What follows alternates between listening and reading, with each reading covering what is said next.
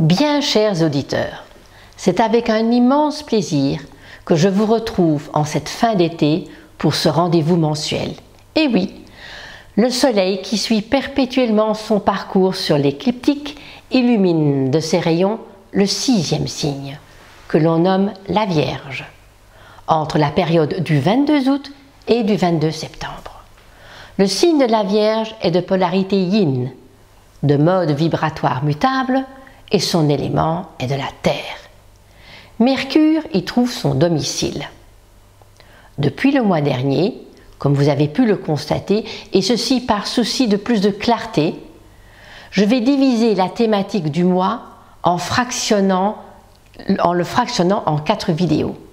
La première, le climat zodiacal et ses aspects planétaires, de la nouvelle lune et donc de la pleine lune du mois. L'influence astrale de cette nouvelle lune et de cette pleine lune sur les 12 signes du zodiaque. La psychologie des natifs du signe en question, et cette fois-ci la Vierge. Et je terminerai par la place des 3 décans du signe en question. Que manifeste la nouvelle lune du 1er septembre 2016 dans la fin du premier décan de la Vierge, gouvernée par Mercure? Cet aspect est conjugué d'un aspect de l'ascendant Balance pour un thème dressé pour la France métropolitaine. Un thème diurne dont les valeurs émettrices vont être mises en avant. Jupiter est par contre, lui, dans le dernier décan de la Vierge, avec une opposition à Chiron. Cet aspect est très important pour ce mois. Si l'on prend conscience de cet aspect Chiron-Vierge, ce sera une aide très précieuse pour la cicatrisation d'anciennes blessures spirituelles que l'on croyait souvent inguérissables. Chiron met 50 ans à faire le tour du zodiaque. Surtout si l'on arrive à marier tolérance Vierge, compassion Poisson. Cette nouvelle lune en Vierge se fait avec une éclipse annulaire. Elle sera visible en Afrique équatoriale, au Gabon, au Congo, à Madagascar, et elle sera à l'heure du déjeuner, elle passera sur la Réunion. Une éclipse annulaire, c'est quand le sommet du cône d'ombre n'atteint pas la Terre. Elle est seulement balayée par le prolongement de ce cône. Le phénomène d'éclipse est lié au cycle de Saros, qui est un cycle de 18 ans et de 10 jours. C'est la raison pour laquelle les éclipses sont toujours en lien avec l'axe des nœuds lunaires. Lorsque la nouvelle lune se fait sur un des nœuds lunaires, il y a éclipse de soleil. Car dans ce cas, il y a alignement du disque lunaire qui va passer entre le soleil et la Terre, éclipsant pendant un court instant la lumière solaire. Donc la lune se place entre le soleil et la Terre. Cette lune va prendre la direction des énergies, faisant remonter des vieilles habitudes du passé, des vieux schémas émotionnels. Donc il faudra faire attention à cela.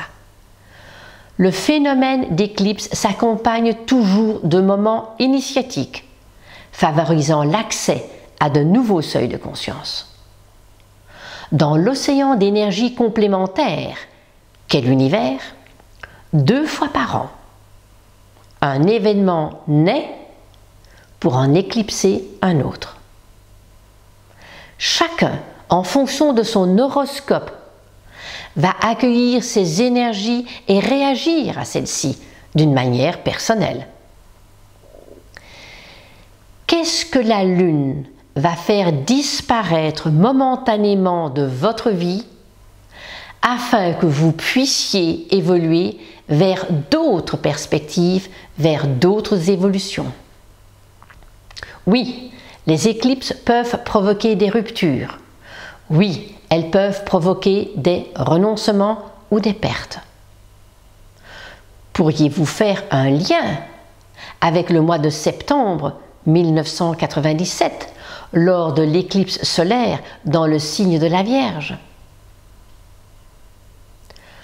Dans le dessin planétaire du thème du 1er septembre 2016 deux sortes d'aspects sautent aux yeux.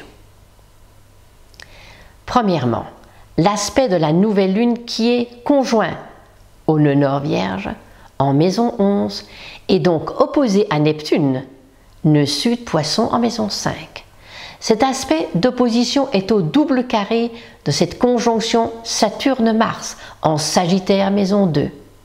Ce carré en T, dans l'axe mutable, génère toujours des tensions, de l'agitation, des hésitations, des sentiments de manque et surtout une bonne dose de nervosité.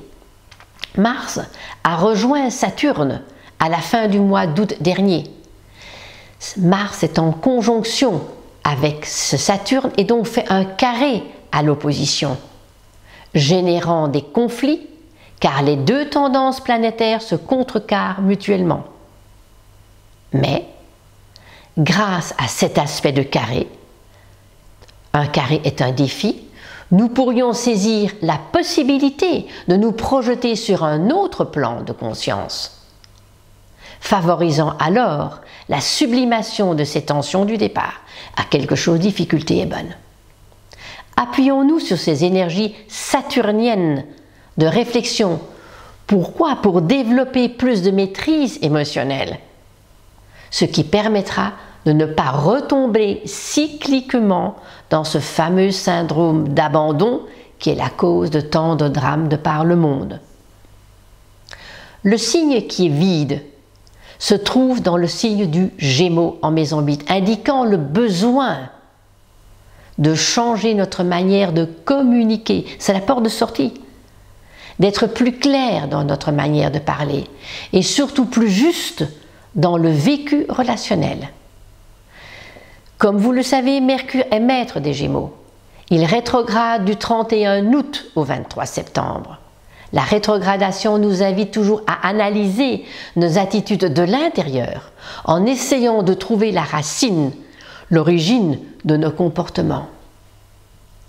Quand une planète est rétrograde, elle se rapproche de la Terre, nous offre de ce fait la possibilité de saisir plus concrètement, plus matériellement la manière dont nous agissons. Mercure rétrograde 3 fois par an. Et cette année, cette rétrogradation se faisait dans les signes de terre.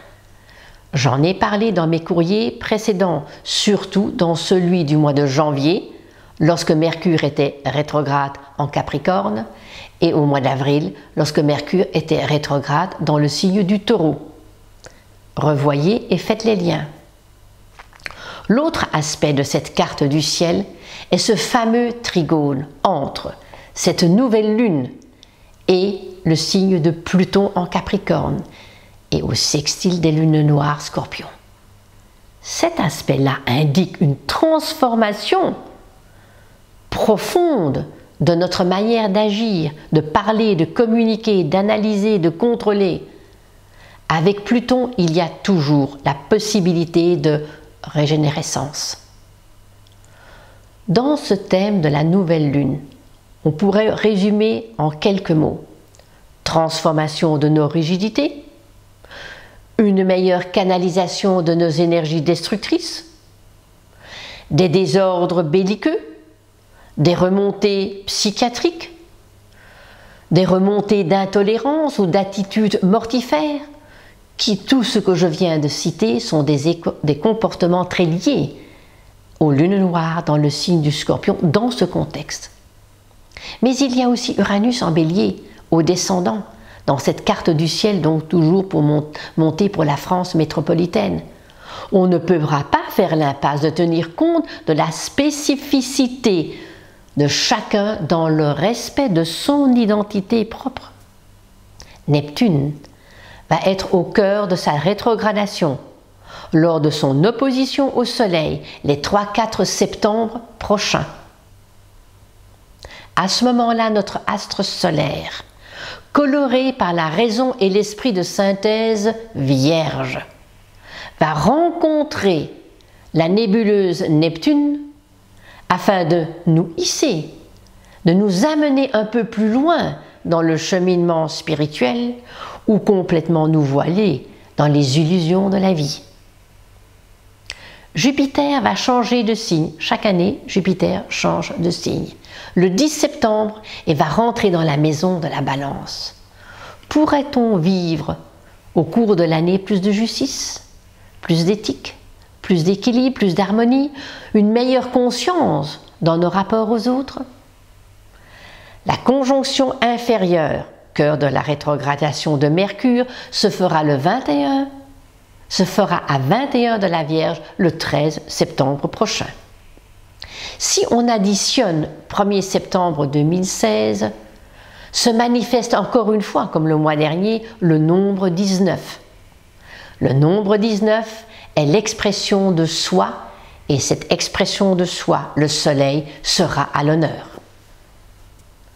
La 19e lettre hébraïque est Kof. J'adore cette lettre, parce qu'elle vient toujours nous rappeler l'énergie de l'incommensurable amour, quelles que soient les circonstances, en nous invitant à aller au-delà des préjugés. La pleine lune se fera le 16 septembre 2016, dans le 3e décan de la Vierge, lié à Vénus, avec un ascendant non plus Balance mais Bélier. L'éclipse de pleine lune va être pénombrale. C'est un thème nocturne dont les valeurs réceptrices seront mises en avant. Cette pleine lune se pose dans l'axe 6-12. Lors d'une éclipse de pleine lune, c'est la Terre qui se glisse entre les deux luminaires, faisant toujours ressortir des nœuds relationnels non résolus. Lors d'une éclipse pénombrale, qu'est-ce que c'est? La Lune passe dans la pénombre de la Terre, subissant une légère atténuation de sa brillance. Le disque solaire reste éclairé, mais il est voilé. Comme à chaque fois, lorsque les luminaires sont éclipsés, ce sont toujours des périodes qui nous renvoient à des moments existentiels, en fonction, comme je le dis à chaque fois, de votre carte du ciel et des planètes qui vont être touchées. Mais quelles que soient les turbulences qui accompagnent ces éclipses, les circonstances que nous sommes amenés à vivre vont toujours nous préparer à de nouvelles échéances, afin d'appréhender autrement, d'une autre façon, ce qui nous entoure. Il n'y a pas de hasard, et la synchronicité est toujours au rendez-vous. Lorsque nous additionnons la date du 16 septembre 2016, se manifeste ce magnifique nombre 7. 7 est le symbole de la vie éternelle chez les Égyptiens. 7 exprime la totalité de l'espace et la totalité du temps, le 3 et le 4. Les cycles de 7 ans inaugurent des possibilités de croissance et d'évolution, 7, 14, 21. Mais le 7 comporte aussi une certaine anxiété, par le fait qu'il nous indique le passage de phénomènes connus à des phénomènes inconnus. Quelle est la 7e lame du tarot? Le chariot, qui prend son pouvoir à quelles conditions? D'avoir coupé avec les enchaînements du passé. Alors, le chemin que choisit le chariot s'harmonisera avec sa dynamique personnelle comme le chevalier sur la route. La 7e lettre hébraïque se nomme Zayin. Elle est magnifique. Elle est toujours illustrée par une épée de lumière qui évoque l'idée que la guerre intérieure doit se faire afin de mettre fin à nos querelles inconscientes, afin de ne pas retrouver à l'extérieur d'une manière plus consciente. À nouveau, dans ce thème de pleine lune, nous avons des configurations similaires à la nouvelle lune et il y a deux grandes catégories d'aspects. Les aspects de tension avec l'axe, comme nous l'avons vu, Vierge-Poisson, cette fois-ci que au carré de Saturne. Pourquoi? Parce que Mars s'est éloigné de la configuration de conjonction avec Saturne. Nous avons Vénus conjoint les lunes noires au descendant, opposé à Uranus, ascendant Bélier, signalant un travail de réflexion en lien avec nos valeurs, la manière de les développer et la manière de les utiliser. Deuxième grand aspect, des magnifiques énergies porteuses de rédemption sur tous les plans. Grâce à quoi? Grâce à Pluton au zénith en Capricorne, sextile à Neptune et sextile au nœud sud, trigone à Mercure au nord, ainsi que trigone à l'ascendant Uranus et à Mars. Mars est en Sagittaire, trigone Uranus, mais au carré de Chiron, Lune, Poisson, opposé Soleil. Mercure est rétrograde au moment de cette pleine lune. Oui, beaucoup d'aspects, mais si on fait l'ensemble et le résumé de tout cela, ce seront des moments plus que favorables, si nous le choisissons, verre à moitié plein, verre à moitié vide, pour retrouver notre connexion intérieure. Connexion intérieure sans laquelle nous ne pouvons ressentir l'unité et notre filiation spirituelle. Cette période pleine lune est une période comme toujours de moisson. Cette période est révélatrice d'un passage à un autre plan de conscience, grâce à l'abandon de nos illusions. Oui, je parle beaucoup des illusions, parce que c'est ça qui est le problème de la vie des gens depuis la nuit des temps. Et que plus rapidement nous enleverons les voiles opaques auxquels nous voulons croire, qui sont devant nos yeux, plus nous retrouverons l'harmonie sur notre parcours personnel. Mercure va devenir direct le 23 septembre prochain. Pluton le 27 septembre prochain. Quel bilan pouvez-vous faire des 3 rétrogradations de Mercure dans les signes de terre? Dans le signe du Capricorne en janvier, dans le signe du Taureau en avril. Quel est le lien que vous pouvez faire aujourd'hui que c'est dans la Vierge? Quelle réflexion aussi pouvez-vous faire des manœuvres de la rétrogradation de Pluton qui a bougé du 17e degré au 14e degré du Capricorne? Avez-vous des planètes à cet endroit? Le 22 septembre 2016, le portail de l'équinoxe d'automne s'ouvre, accueilli par la merveilleuse gardienne Vénus. Quel chemin avez-vous parcouru depuis que Mars, ce gardien belliqueux, nous a ouvert le portail de l'équinoxe de printemps au moment des attentats de Bruxelles? Le phénomène astronomique des éclipses se manifeste, comme vous l'avez vu, 2 fois par an. Les retombées peuvent se prolonger sur des semaines, voire des mois. Il y a toujours des liens à faire avec les événements que nous vivons d'une éclipse à une autre. C'est la raison pour laquelle je vous invite à faire un travail, faire ce travail de lien, de noter peut-être les événements que vous avez vécus au mois de mars dernier, les 9 et 23 mars, ou au cours de l'année 1997. Prenez l'habitude d'écrire vos réflexions sur un carnet. Oui, je sais bien qu'au début, on a l'impression qu'il n'y a pas de lien, que ce sont des phénomènes différents. Mais bien des semaines après, bien des mois après, quand on se relit, eh bien, on peut voir que ce qui paraissait anodin au départ prend d'un coup toute son importance. Je vous souhaite en cette fin d'été une bonne rentrée, pour les petits comme pour les grands. Je vous retrouverai avec grand plaisir pour la nouvelle lune de notre amie Vénus, qui est en beauté dans le signe de la Balance au cours de ce 1er octobre prochain. Vous trouvez aussi sur mon site toutes les informations et les détails concernant les consultations individuelles, mes formations et mes déplacements. Je vous remercie pour votre écoute et je vous envoie toute mon affection. À très bientôt.